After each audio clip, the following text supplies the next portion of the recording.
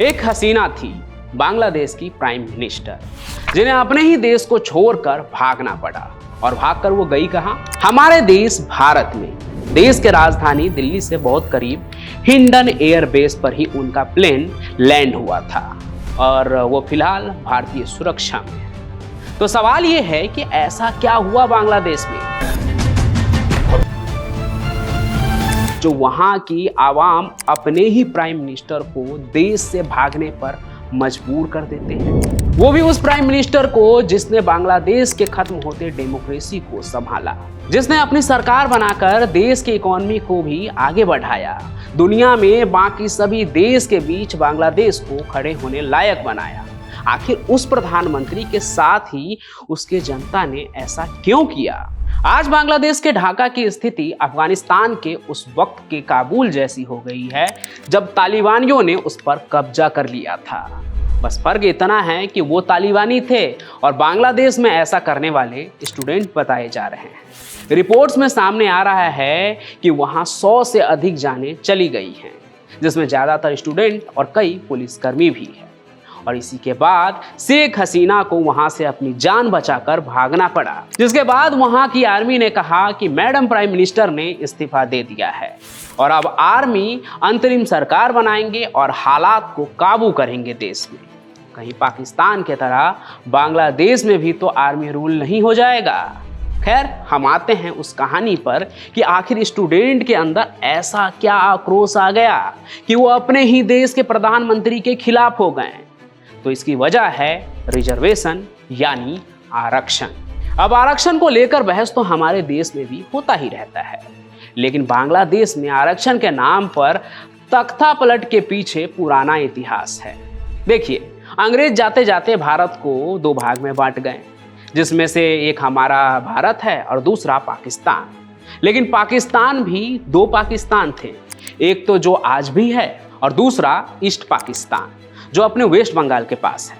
तो ज़्यादा इतिहास में ना जाते हुए बस इतना समझिए कि वेस्ट पाकिस्तान जो था ना, वो ईस्ट पाकिस्तान के साथ उस समय सौतेला बर्ताव कर रहा था उनके लैंग्वेज और कल्चर को लेकर। इस वजह से वहाँ के लोगों के बीच विद्रोह उठा और वो पाकिस्तान के खिलाफ हो गए।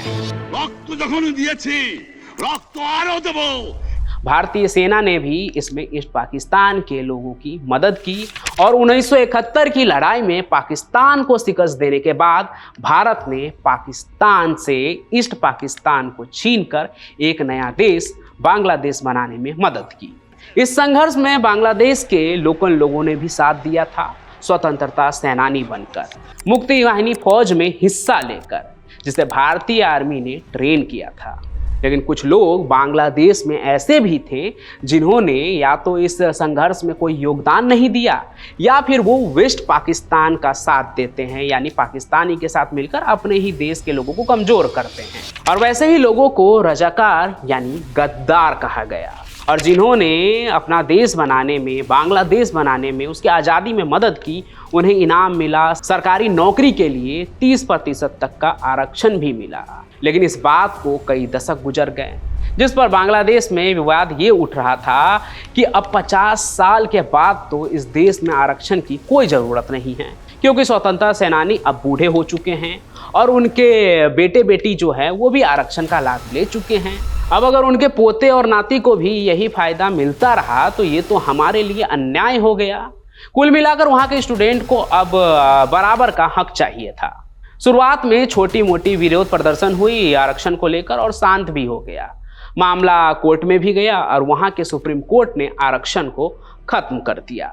लेकिन साथ ही विकलांग और गरीब लोगों को मिलने वाले आरक्षण का लाभ जिन्हें मिल रहा था, उनका भी आरक्षण खत्म हो गया।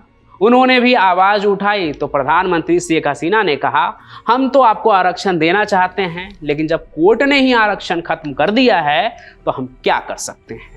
अब यहाँ पर ना सारा मामला शांत हो गया था, लेकिन तभी देश का एक तबका जिनसे आरक्षण छिन रहा था वो अदालत पहुँचे कि ये तो हमारे अधिकारों का हनन है।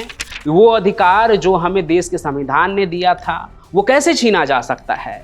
सरकार को ये आरक्षण खत्म नहीं करना चाहिए। उनकी ये मांग होती है कोर्ट में।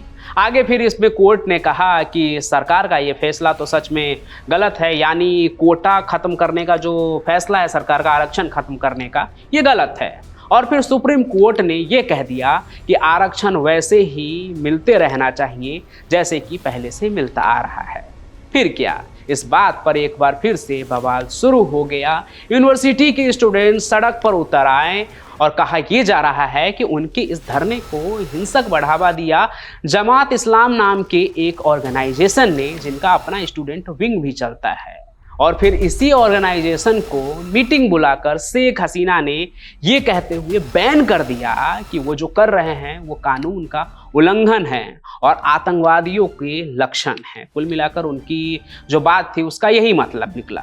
इस बात पर जमात इस्लामी के लोग और भी उग्र हो गए, धरना प्रदर्शन करने लगे और ये पूरा जो मूवमेंट चल रहा था ना बांग्लादेश में, ये और भी ज़्यादा तेज हो गया। एक तरह से कहें तो बांग्लादेश जलने लगा। और इसी बीच मैडम प्राइम मिनिस्टर ने बांग्लादेश में कुछ ऐसा कह दिया कि पूरा बांग्लादेश जो है वो एकदम जलने को तैयार हो गया था। लोग एकदम सड़क पर उतर आए थे, त्राही त्राही मचने लगा। उन्होंने कहा कि स्टूडेंट जो धरना दे रहे हैं, प्रदर्शन कर रहे हैं, असल में वो रजाकार है, वही रजाकार जो मैंने पहले बताया था, यानी गद्दार। मुक्तियोद्धाদের नातीपुतिराও পাবে না, তাহলে কি রাজাকারের नातीपुतिरा पाবে?